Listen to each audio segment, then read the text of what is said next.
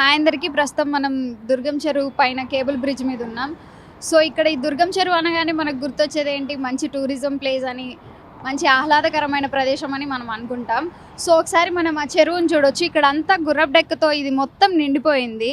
So ఇందులో అంతకుముందు ఏంటంటే బోటింగ్ చేసేవాళ్ళు, పార్టీస్ కానీ, ఏమైనా బర్త్డే సెలబ్రేషన్స్ కానీ, ఇవన్నీ ఈ వాటర్ మధ్యలోకి వచ్చి మంచిగా పడవలో ఎంజాయ్ చేయాలని, ఆ ఫీల్ అవ్వాలని బర్త్డే సెలబ్రేషన్స్ కానీ, పార్టీ కానీ ఇవన్నీ చేసుకునేవారు. బట్ ఇప్పుడు అది చేసుకోవడానికి వీలు లేకుండా పోయింది. సో మనం చూసుకున్నట్టయితే మొత్తం గుర్రపు డెక్కతో నిండిపోయింది. అసలు చూసుకుంటే ఇక్కడ వాటర్ ఉన్నాయా లేవా అన్నట్టే ఉంది. ప్రభుత్వం వచ్చి 2 ఏళ్ళైనా దీన్ని పట్టించుకునేవారు కానీ, పట్టించుకొని క్లీన్ చేసేవారు కానీ ఎవరూ లేకుండానే పోయింది. సో ఇంతకుముందు అయితే అక్కడ మొత్తం జాగింగ్ చేసుకోవడం, మార్నింగ్ కానీ ఈవినింగ్ కానీ వచ్చి మంచి వాతావరణంలో జాగింగ్ చేసుకోవడం ఇలా చేసేవారు. కానీ ఇప్పుడు ఇది నిండిపోవడంతో ఇక్కడికి ఎవరు వస్తున్నారో రావడం లేదో మనకు తెలియకుండా పోతుంది. సో చూసుకోవచ్చు, అక్కడ బోట్స్ కూడా మనకు కనిపిస్తున్నాయి. అంతకుముందు ఆ బోట్స్లోనే పార్టీస్ అయినా, ఏమైనా బర్త్డే సెలబ్రేషన్స్ అయినా, ఇంకేమైనా యానివర్సరీ సెలబ్రేషన్స్ అయినా చేసుకునేవాళ్ళు. బట్ ఇప్పుడు అక్కడ ఇది మొత్తం గుర్రపు డెక్కతో నిండిపోవడం వల్ల ఆ బోర్లు కూడా పక్కకు పెట్టేశారు. వాటి చుట్టూ కూడా గుర్రపు డెక్క మొత్తం నిండిపోయింది. సో వాటి పక్కన మనం చూసుకుంటున్నట్లయితే అక్కడ కూడా ఒక నార్మల్ ప్రదేశం లాగే ఉంది, కానీ అక్కడ వాటర్ ఉన్నాయి అన్నట్టయితే మనకి కనిపించట్లేదు.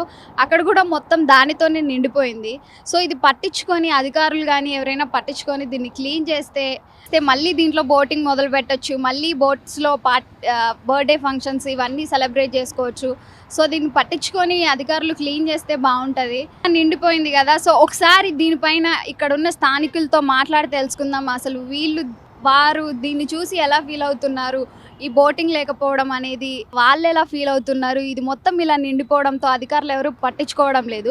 సో దానిపై ఇక్కడున్న స్థానికులు ఎలా మాట్లాడతారు, వారి స్పందన దీనిపై ఎలా ఉంటుంది అనేది ఒకసారి వారితో మాట్లాడి తెలుసుకుందాం. సో ప్రస్తుతం మనం మెయిన్ ఎంట్రన్స్ దగ్గర అయితే ఉన్నాం. సో ఒకసారి లోపలికి వెళ్ళి అయితే చూద్దాం. అక్కడ విజువల్స్ అది అంతా ఎలా ఉందో ఒకసారి లోపలికి వెళ్ళి కనుక్కొని చూద్దాం.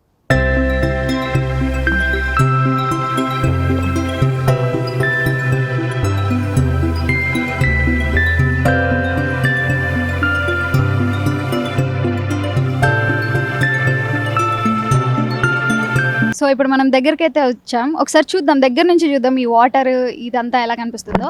సో దగ్గర నుంచి చూసుకున్నట్టయితే వాటర్ కూడా మొత్తం మురికిగా, కొంచెం డస్టీగా ఉంది. సో ఈ కనపడే ఈ బోటింగ్స్లోనే బర్త్డే పార్టీస్ కానీ, యానివర్సరీ సెలబ్రేషన్స్ కానీ ఇవన్నీ స్థానికులు జరుపుకుంటూ ఉంటారు. బట్ ఇప్పుడు అది మొత్తం గుర్రపు డెక్కతో నిండిపోవడం వల్ల ఈ బోట్స్ని ఒక పక్కకు పెట్టేశారనమాట.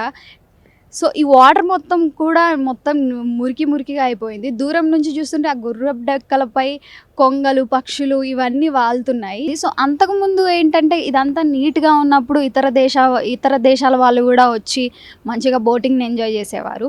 బట్ ఇప్పుడు మాత్రం మన ఊరు వాళ్ళు కూడా జనాలు ఇక్కడికి రావడం చాలా వరకు తగ్గిపోయింది. సో ఇప్పటికైనా ఇది మొత్తం క్లీన్ చేసి మంచిగా ఉంచితే బాగుంటుంది. తగ్గిపోయింది. పక్కనున్న వాక్వేస్ కూడా మొత్తం ఆ చెట్ల ఆకులతో కావచ్చు, లేకపోతే బాటిల్స్తో కావచ్చు, లేకపోతే తిని పడేసిన డబ్బాలతో కావచ్చు, వాటితో కూడా మొత్తం కొంచెం డస్టీగా, కొంచెం అలాగే చెత్తగా ఉండిపోయింది. సో చూసాం కదా, ఇది దుర్గం చెరువు కేబుల్ బ్రిడ్జ్ కింద నీటి పరిస్థితి. మొత్తం గుర్రపు డెక్కతో నిండిపోయింది. ఇప్పుడు బోటింగ్స్ లేవు, ఏమీ లేకుండా అయిపోయింది ఇప్పటికైనా ప్రభుత్వం దీన్ని పట్టించుకొని దీన్ని క్లీన్ చేసి మంచి నీట్గా ఉంచి మళ్ళీ టూరిజం ప్లేస్ని టూరిజం లాగా చేసి అందరూ మళ్ళీ జనాలు వచ్చి మంచిగా ఎంజాయ్ చేసేటట్టు మారిస్తే బాగుంటుందని కోరుకుందాం.